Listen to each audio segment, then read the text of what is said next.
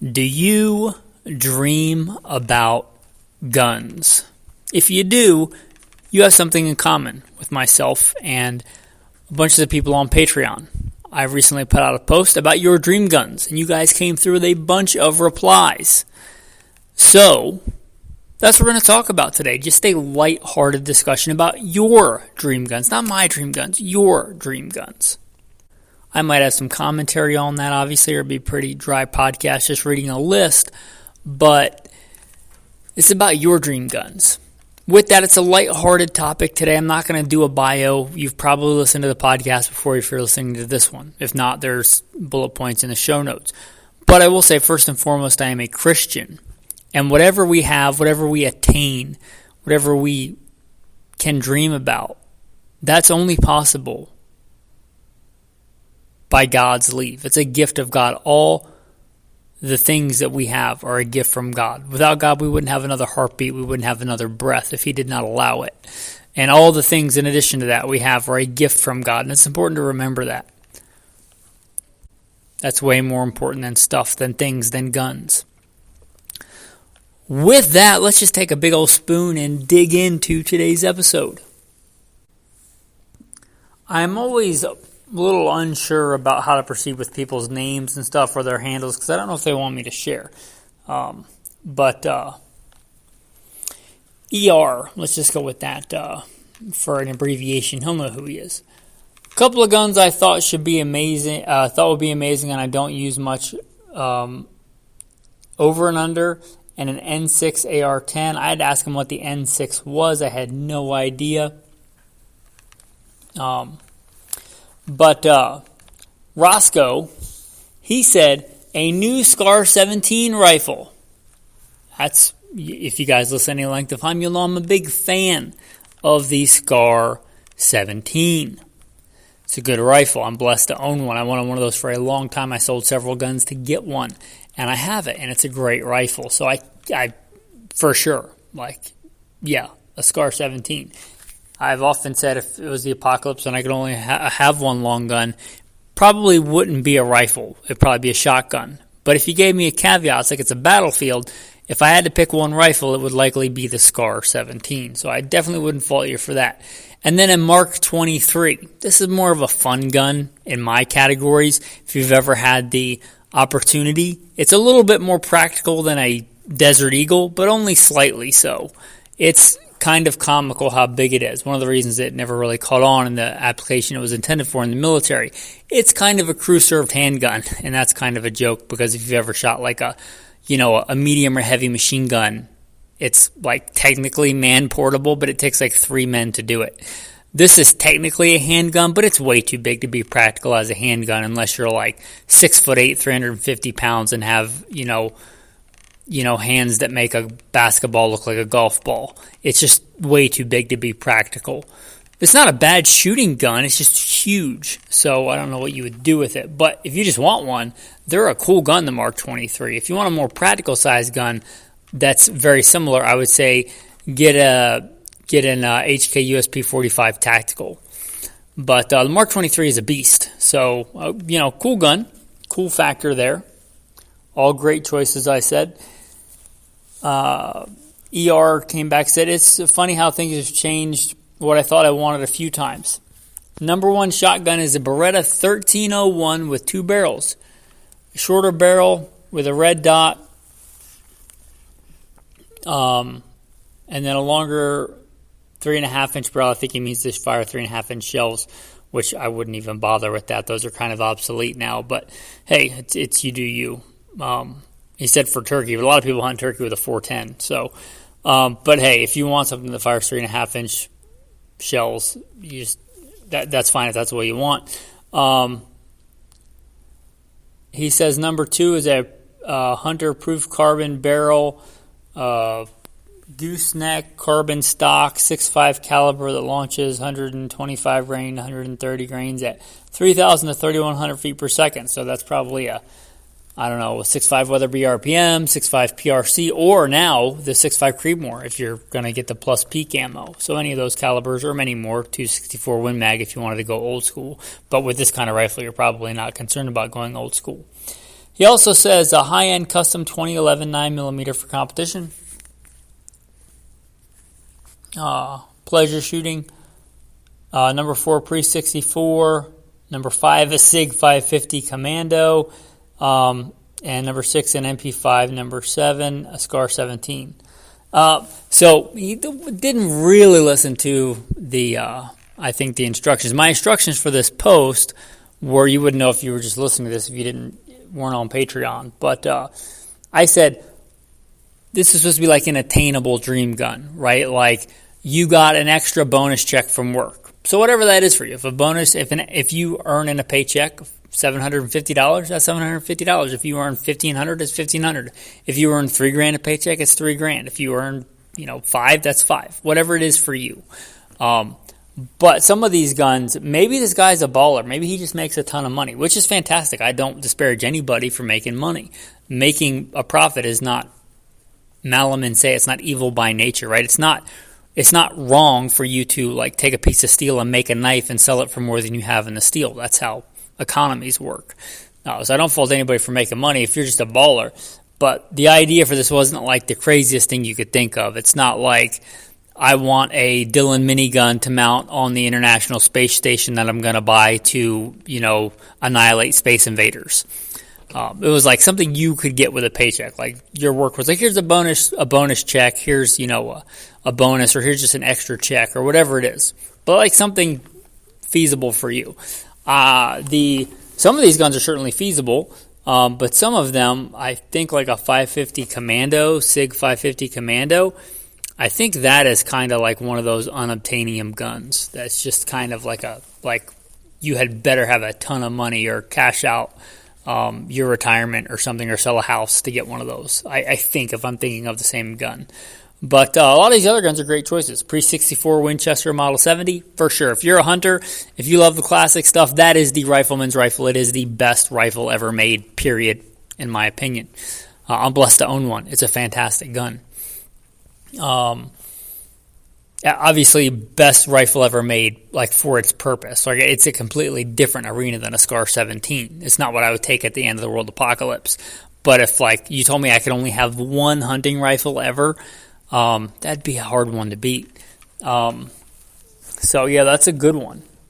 2011, of course you should have a 2011. That's the best fighting handgun CONUS operations for, clean environments, period. When I was a commander of a tactical team to stop active shooters, that was my go-to carry gun, 2011. Way before everybody was drooling over 2011s. Way before John Wick was rocking a 2011.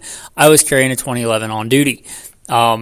They've become the craze recently, but they're not new. They've been around for decades, right? 20, 30 years. They're the best, as long as you keep them clean. They're the best platform. It's funny, it took people 20 or 30 years. Now they act like they're new and everybody wants one. Where were you 20 years ago? And maybe you were 5 years old 20 years ago. I don't know. But if you've been around a while, 2011s are not new. And yes, of course you should own a 2011 because America. I said, apparently you haven't heard the guns formula. For how many guns, right? It's the guns you want equals the guns you have plus one. That's the algebra for guns. The guns you have plus one equals the guns that you want. And I said, what's an N6? Replying, an N6 apparently is a Noveske. Now, Noveske is a good company. I've never owned anything Noveske unless it was an accessory. I might have owned a shotgun tube or something, barrel extension, shotgun tube extension. I may have owned something that was Noveske at some point, but as far as Noveske guns go, I have never owned one.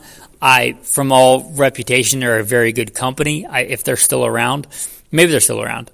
They were pretty big and high end back in the day. They probably still are. I was, military, law enforcement, private security contracting circles. We generally used, Colt, FN, SIGs, things like that. So I'm not super familiar with Noveske, but he said an N6 is basically their AR-10 308. He says he got one with an 18-inch barrel. He says it's crazy accurate. These are kind of his words.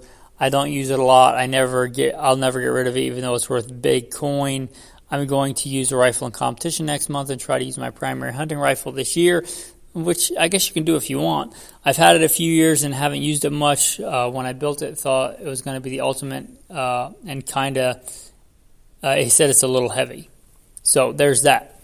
Another one, RJ Gurney, he says he wants a 357 pump action. Taurus Thunder, baby. That's an oddball. You have eclectic tastes. I am kind of floored that anybody's dream gun is a Taurus. Hey, to each his own. Like, Taurus makes some good stuff now. There was a time when their quality control was kind of hit or miss. You were just kind of like rolling dice. You could roll snake eyes. You could roll whatever's good in craps. I don't know. I don't play craps, but you get the idea. But now the quality control was much better. One of the patrons actually sent me a revolver that was Taurus to test, and I was pretty impressed with it. It was not a bad revolver. But the Taurus Thunder, getting back to that, if you're not familiar with the Thunder, it was a pump action 357 Magnum, kind of a modern take on the the Colt Lightning, which is probably why they named it the Thunder. But the Colt Lightning was an old, ancient, archaic, like 45, 70s era, but it was a pump action pistol caliber carbine way back in the old, ancient of days, Colt days. The Taurus came out with one in 357 Magnum, called it the Thunder. They may have also came out with it in like 45 Colt and 44 Magnum. You'd have to check on that. I'm not super familiar because it didn't really catch on. It's kind of one of those obscure guns. But yeah, if you want one and you can find one, he says stainless. I think they made them in stainless. But yeah, especially if you're like an East Coast hunter, that'd be a pretty good gun to have. Or you live in a restricted state, assuming it's reliable. And that's an assumption because they're pretty rare. I don't know that they're reliable or not. And this was old Taurus, so I don't know about the quality control. Maybe you get one that's a gem. Maybe you get one that's a turd. I don't really know. But assuming you got one and it was reliable, right, a pump action 44 Magnum or a pump action 357, yeah, that's a very practical gun in a restricted state, both for hunting and for like a truck gun. Like if you can't have an AR-15 because you live somewhere where you just like being oppressed, like you love HOAs and you love living in a state that tells you what you can't own and all that stuff. If you live there, one of these guns is a pretty good choice for an oppressive state. Because it's manually operated, it doesn't have a detachable magazine. I imagine it's legal in all 50 states, probably even legal in Canada. So yeah, that's a good choice.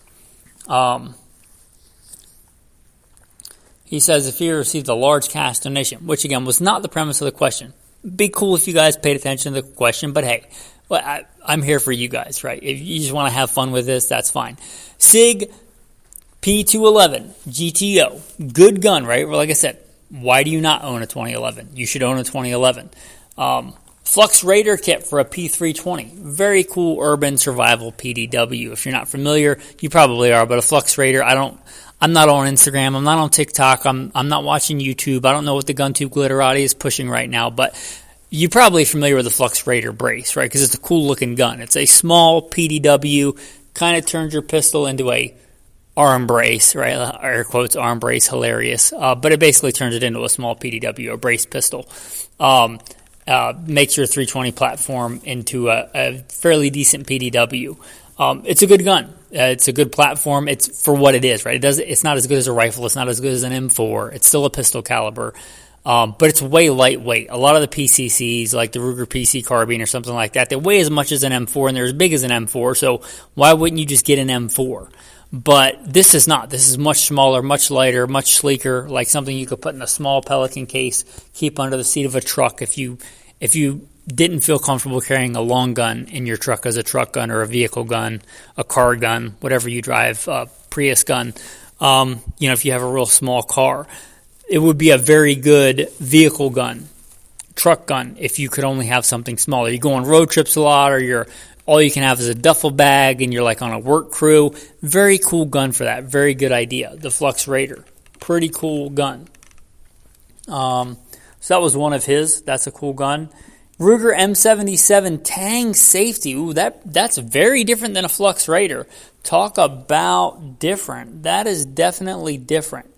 I actually used to have an old Ruger M77. The first rifle I ever bought was an older Ruger M77, stainless steel, all weather. But Very cool gun. Tang safety in 308. The old tang safety is how you know it was an old Ruger, right? And those are also, as much as people love those, so those can also be hit or miss. Some of those can be very accurate. Some of those cannot be super accurate. But I actually honestly think the Hawkeye, the new version, the Hawkeye, I don't know why I said that funny, but the Hawkeye is actually a better version, I think, than the original. How I like a 3-position safety better than the Tang safety, and I like the quality they have now. I like a cold hammer forged barrel, and I like that that it's an actual controlled round feed. The original ones, I don't think, they look like a controlled round feed with that big extractor. They're better than most push feeds, but I don't think the original ones were actual controlled round feed. You'd have to check on that, but I don't believe that's the case. I actually prefer the newer Hawkeye. I think they're better than they've ever been. However, the old Tang safeties have that kind of cool, old school 80s era panache, if that's what you're into. But very good gun, very practical gun. M77 Tang safety in 308. That's legit. Ruger number 1 RSI in 308. Yeah, man, after my own heart. Beautiful, expensive gun. Definitely a gun you're probably not going to get if you're trying to be practical. But if you're just like, I've always wanted one and this is some bonus money, man, that's close to something that might be on my list. Again, today's not about me, but if you're not familiar, the RSI is Mannlicher style stock, the like old school European style that goes all the way to the end of the barrel. Not super practical, but beautiful. In my opinion, some of the most beautiful guns ever made by human hands are those international type stocks. The Mannlicher, the original like Mannlicher Schonhauer with the long stock. Beautiful gun. The Ruger 77s, the Ruger RSIs, even the Ruger 1022s with that full-length stock are just exquisitely beautiful. I handled one the other day, and I was like, I so don't need this gun, but I so want it. I didn't buy it, but just I don't even own any international stock guns right now, but never have owned one. But I've always thought they are just exquisitely beautiful. It's just some of the most beautiful guns ever. I enjoy guns as art. I mostly view guns as practical tools, but maybe one day, God willing, I will own like an international stock gun just for fun. Just like today I want to hunt pretty. Like today I want to put on a plaid flannel checkered shirt and a Jones hat or a Stormy Chromer and just take my international stock gun out and shoot squirrels. Because why not, right? Maybe I'm in a mood that day, right? It's not generally me. I'm generally like, let's go get meat and put it on the table. But, you know, I'll be dead one day, unless I'm like 2 men in the Bible that I know of, Elijah and Enoch. Probably going to die. So why not just enjoy it sometimes? I get that. I get the appeal of it. Again, I think they're some of the most beautiful rifles ever made. So that's on his list. Ruger number 1, RSI in 308. He didn't stipulate stainless or blued steel. You guys probably know I'm a stainless guy. But he also says a Ruger SFAR, short frame AR. This was a very good rifle that Ruger made for a very short time and then discontinued.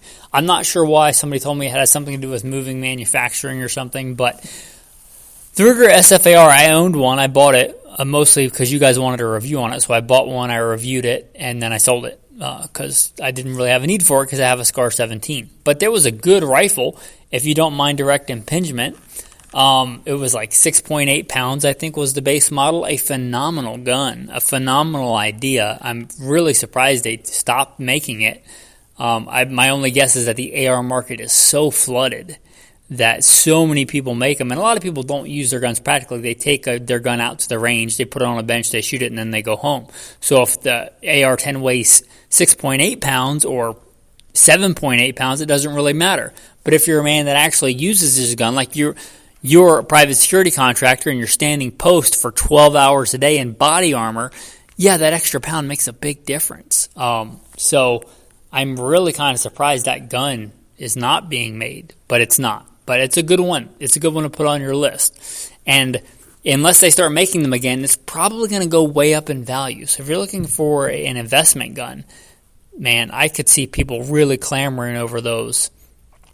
That Ruger SFAR in a few years. So anyway, and then also this is one, again, not about my list, but this is one that, Ruger Red Label Stainless 12 gauge. I think they only ever made the stainless and 12 gauge. I could be wrong about that. But yeah, the Ruger Red Label. If you're not familiar, Ruger over and under shotguns are a thing. They also made the Gold Label, which was a side-by-side. That's even rarer.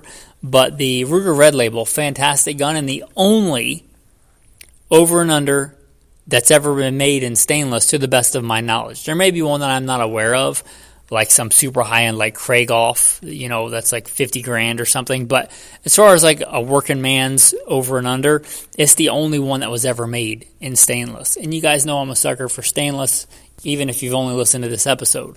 So yeah, that is a great one to have. Ruger Red Label stainless 12 gauge. He also says, P.S. single shot 12 gauge. That's a very practical gun. If you want a good beater shotgun, get a good single shot 12 gauge. Here's Kevin.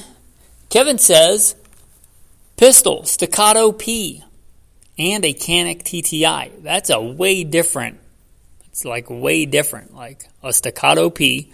Okay, I'm more of a staccato XL guy. Like if you're going to get a staccato, if you're going to get a 1911, get a 1911. A 1911 is 5-inch. Don't get a 1911 and then make it a 4-inch or a 4.5. Like, what are you doing? Are you wiener carrying like a Mexican gangster and pointed at your junk a 2011? That seems kind of impractical. I guess somebody does it.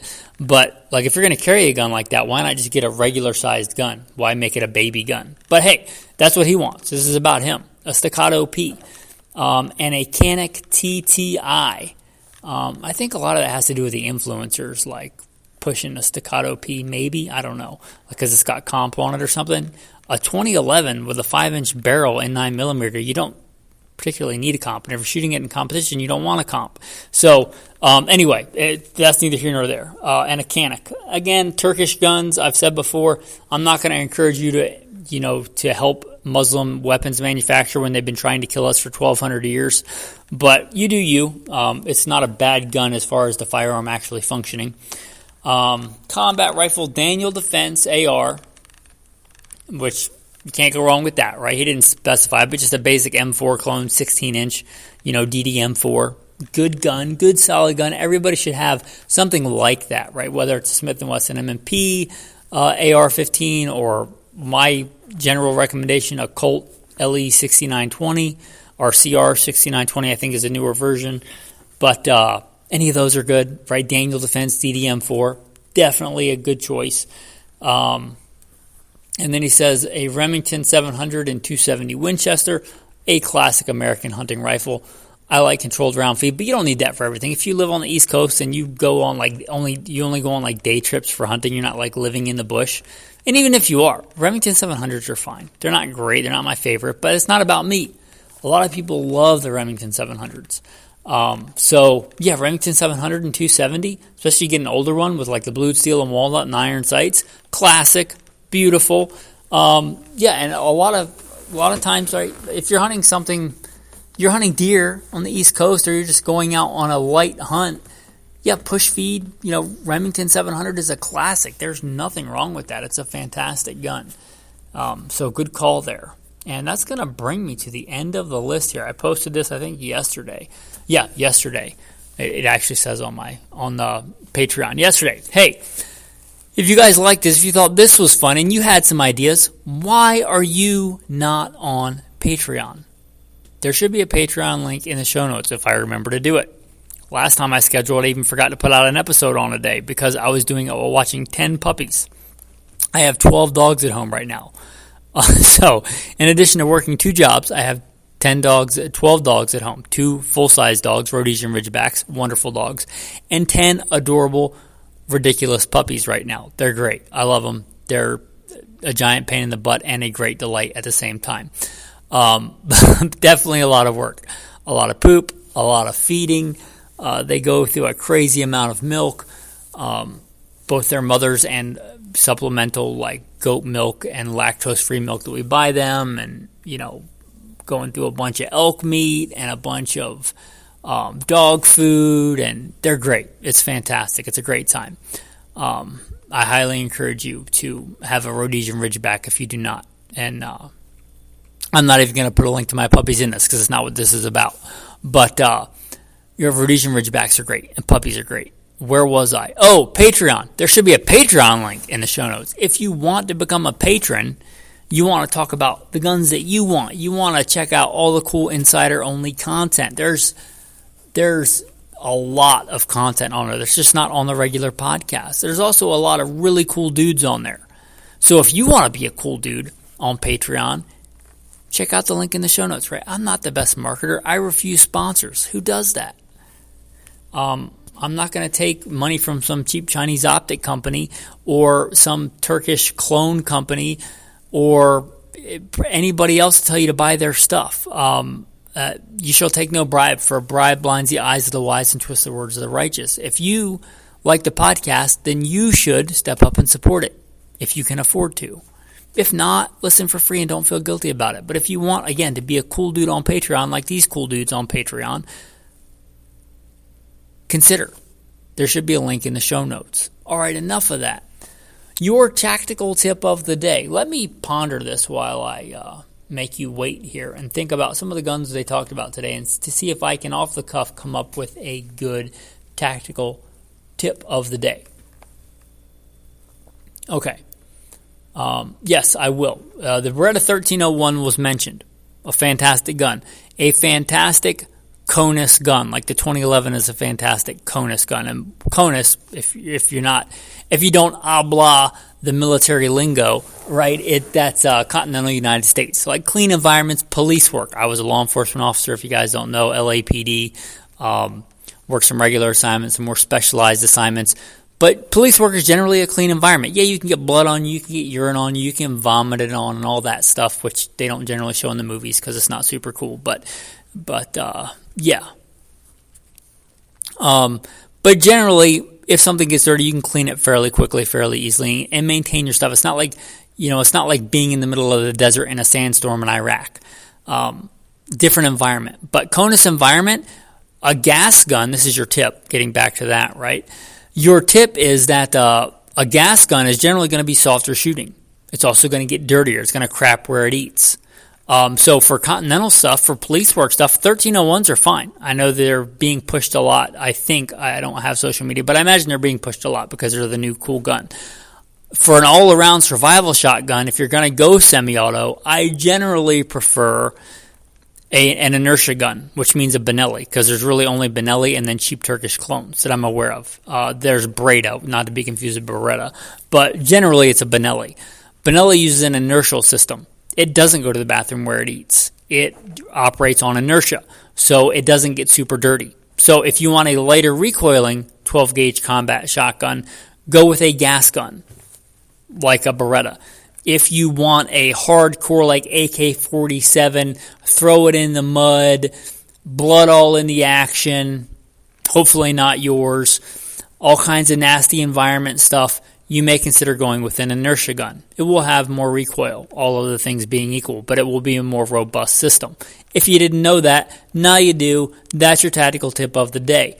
Your tactical verse of the day. This is a great one here. This one got me thinking today when I was reading my Bible, and I think you guys, it will resonate with a lot of you guys that listen to this, and it is from one of the Psalms. Destroy, O Lord, and divide their tongues, for I have seen violence and strife in the city. Day and night they go around it on its walls. Iniquity and trouble are also in the midst of it. Destruction is in its midst. Oppression and deceit do not depart from its streets. Okay, my comments. This is nothing new. Cities can be nasty, disgusting, sinful places. I'm going to read part of that again. For I have seen violence and strife in the city. Right? This is written thousands of years ago. I also have seen violence and strife in the cities. Right? Reason I don't live in one. So there you go. I thought that was a good tactical verse of the day, especially if you're into survival and preparedness and stuff like that. Yeah. So, yeah. For I have seen violence and strife in the city. And this is David writing this, I believe. Most of the Psalms are written by David. I forget if he wrote this one or not. But I also, living, 2,000 years later, way more than 2,000 years later, sorry, way more than that, way more than 2,000 years ago. I also have seen violence and strife in the city. So, some things just don't change. With that, thanks for listening, and have a blessed day.